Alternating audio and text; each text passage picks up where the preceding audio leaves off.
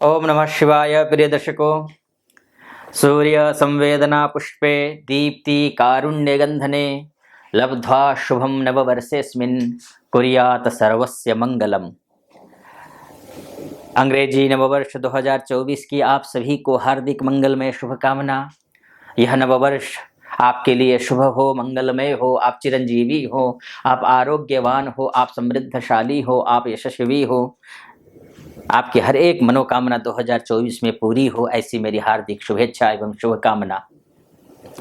प्रिय दर्शकों, आज इस वीडियो में हम चर्चा करेंगे कुंभ राशि की, उस राशि की जो संघर्ष के दौर से गुजरे थे 2023 में। आर्थिक रूप से आप संघर्ष से गुजरे थे, जॉब को लेकर के, बिजनेस को लेकर के, मेंटल स्ट्रेस को लेकर के बहुत परेशान थे।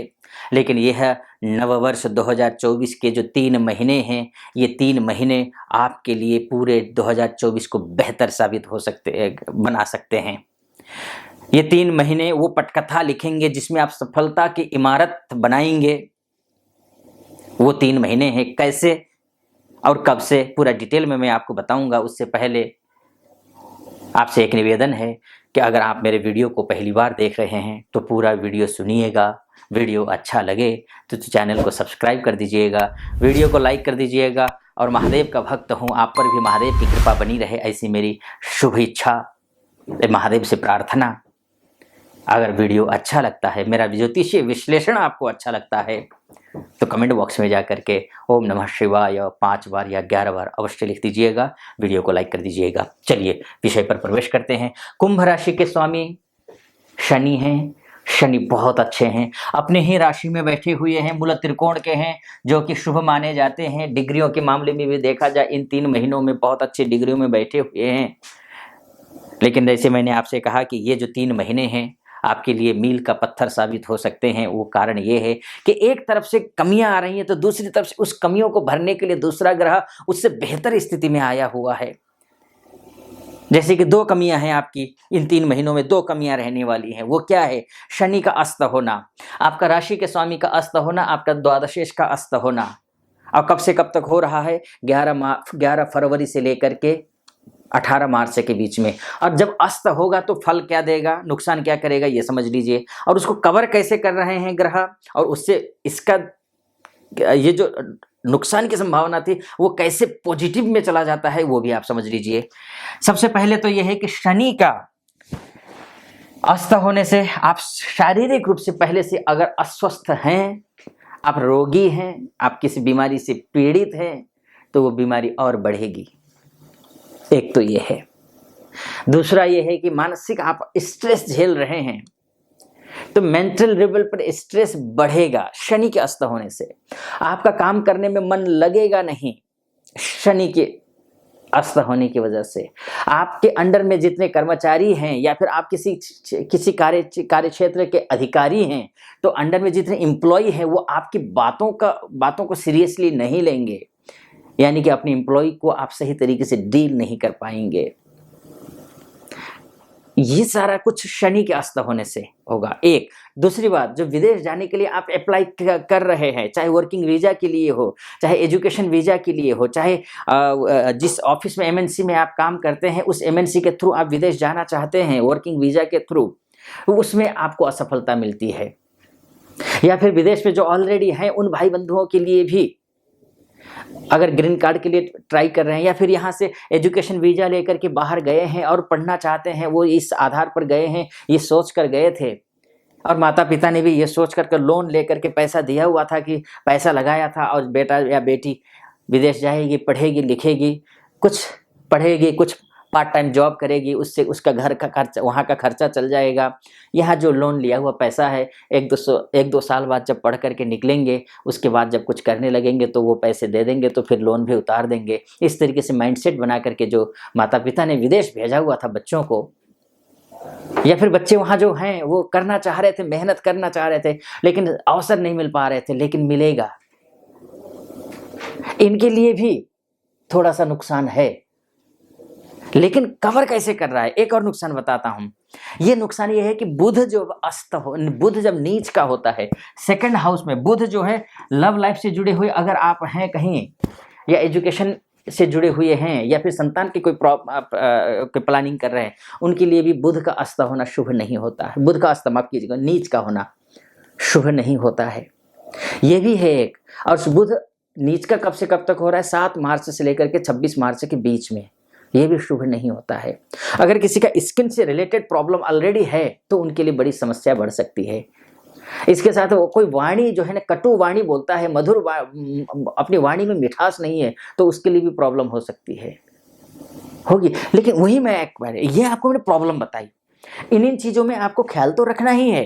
लेकिन जो मैंने आपसे बोला ना कि ये नुकसान हो सकता है, उसको कवर कैसे कर रहा है, कैसे एकदम से आपके लिए बेहतर साबित हो रहा है, ये आप समझ लीजिए। क्योंकि देखिए मकर राशि में जो जिसे आपके कर्मेश हैं, कार्य क्षेत्र में, आप किसी भी क्षेत्र में कार्य करते हो, चाहे आप रियल एस्टेट से जुड़े हुए हो, चाहे आप कंस्ट्रक्शन से जुड़े हुए हो, चाहे आप प्रॉपर्टी से जुड़े हुए हो, चाहे आप घर खरीदना चाहते हैं, बेचना चाहते हैं, चाहे आप गाड़ी खरीदना चाहते हैं, बेचना चाहते हैं, प्रॉपर्टी खरीदना चाहते हैं, बेचना चाहते हैं, कुछ भी कर रहे हैं, तो इसके लिए आपके लिए मंगल अभी क्या है? धनु राशि में है। अब धनु राशि में है तब भी अच्छा है, लेकिन 5 फरवरी को ये उच्च का हो जाएगा।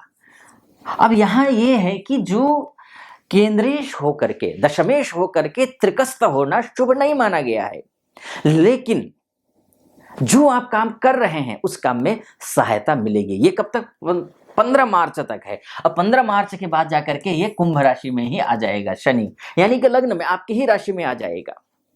यानी कि आपका जो कर्मेश है ये शुभ है। और वहीं पर अगर हम बात कर लेते हैं शुक्र की, आपके भाग्येश की, तो भाग्येश जो है आप देख लीजिए, भाग्य शुक्र यहां पर है, त्रिकोणेश होकर के इन 3 महीनों में इन तीनों में ही जाएगा। यानी कि भाग्येश जो है आपका ये लाभस्थ हो जाएगा। लाभस्थ होने का सीधा सा मतलब ये है कि हर एक आपके भाग्य में लाभ होगा, भाग्य में वृद्धि होगी। आप जो भी काम करते हैं, चाहे छोटे उद्यमी हो, बड़े उद्यमी हो, मझोले उद्यमी हो, पैसे का लेन देन को लेकर के हो, किसी प्रकार की जो है भौतिक सुख सामग्री आप खरीदने की सोच रहे हैं, शादी विवाह के बारे में सोच रहे हैं, या फिर शादी विवाह के लिए कहीं वर या वधू की तलाश कर रहे हैं, बच्चों का मांगलिक कार्य करवाना है घर में, तो ये जो 4 महीने हैं, 4-5 महीने, 3 महीने माफ कीजिए, ये 3 महीने आपके लिए बेहतर साबित होते हुए दिखाई दे रहे हैं।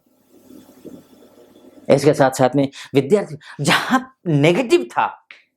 पर नेगेटिव था, ये शुक्र और बुध के गोचर ने जो नेगेटिव था उसको पॉजिटिव बना दिया। कैसे? क्योंकि जैसे ही मंगल आपका कर्मेश मकर राशि में जाएगा, उसी दौरान, अब ये मकर राशि में कब जा रहा है? मंगल 5 फरवरी को जा रहा है। और शनि अस्त कब से हो रहा है? 11 फरवरी से। 11 अस्त होने से पहले मंगल जाकर के अपना पूरा कारोबार संभाल रहा है। जैसे ही शनि अस्त होगा, शनि का पूरा दायित्व मंगल ले लेगा। और मंगल कौन है? आपका कर्मेश है, मान सम्मान को देने वाला ग्रह है, पद प्रतिष्ठा को देने वाला ग्रह है, नौकरी को प्रमोशन करवाने वाला ग्रह है। विदेश जाने की कोशिश कर रहे हैं तो विदेश के लिए जो मैं नेगेटिव बता रहा था वो पॉजिटिव हो रहा है। यहाँ पर देख लीजिए, विदेश जाने की कोशिश कर रहे हैं तो किसी भी माध्यम से, चाहे ग्रीन कार्ड लेने की कोशिश कर रहे हैं, ऑलरेडी विदेश में है, या फिर यहाँ से विदेश जाने के लिए वर्किंग वीजा के लिए अप्लाई कर रहे हैं, उसमें सफलता मिलती हुई दिखाई रही है। आइलेट्स की जो तैयारी कर रहे हैं बच्चे, उनके लिए भी बहुत शुभ दिखाई दे रहा है। तो जो नेगेटिव था, जो शुरुआत में मैंने नेगेटिव, अक्सर मैं शुरुआत में नेगेटिव बताता ही नहीं हूं, लेकिन उस नेगेटिव में भी पॉजिटिव है, मतलब नकारात्मकता में भी सकारात्मकता थी। अब वो मैंने आपको बताई। अब वहीं पर आप भाग्येश को देख लीजिए। भाग्येश जैसे ही, अभी फिलहाल आप भाग्येश को जो है ना कर्म स्थान में देख रहे हैं, जो कि भाग्येश होकर के कर्म स्थान में होना, आपको जॉब के मामले में प्रमोशन नहीं मिला, प्रमोशन दिलाता है, आपकी शादी नहीं हो रही, शादी करवाता है, भाग्य उदय करवाता है। राजयोग नहीं, महाराजयोग होता है ये। घर खरीदने की सोच रहे, गाड़ी खरीदने की सोच रहे, इष्ट मित्र नाते रिश्तेदार इत्यादि से, या फिर आप किसी के साथ में गहरे अटैचमेंट में है, जुड़े हुए हैं किसी के साथ में, उन सब के लिए ठीक है। और उसके साथ में अब यहाँ है, उसके बाद जाकर के ये लाभस्थ हो जाएगा, जैसे मैंने आपसे कहा वो भी शुभ है। उसके बाद ये मित्र के राशि में चला जाएगा। शुक्र का द्वादश में जाकर के बैठना अपने आप में जो है दिग्बली हो जाता है। दिग्बली होने का मतलब सीधा सा बात है, कोई भी ग्रह लाभस्थ होना शुभ नहीं होता है, लेकिन शुक्र का शुभ होता है। देखिए ना, लाभेश भाग्येश होकर के त्रिकस्त होना निर्भाग्य योग बनाता है, लेकिन शुक्र है आपका भाग्येश तो शुभ योग बना दिया। यानी कि विपरीत परिस्थितियों में भी आपके लिए पॉजिटिव है। यानी कि पूरा साल अगर इन 3 महीनों में आपने डट करके मेहनत की तो हर एक चीज में आपको सफलता मिल सकती है।